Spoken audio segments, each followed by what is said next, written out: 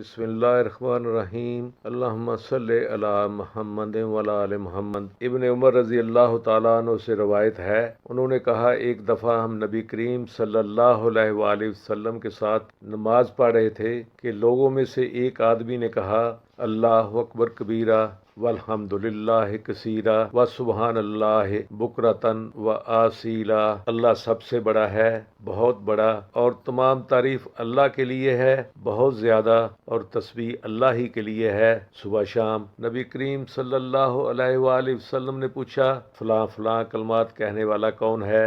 लोगों में से एक आदमी ने कहा, अल्लाह के रसूल सल्लल्लाहु अलैहि वसल्लम, मैं हूँ।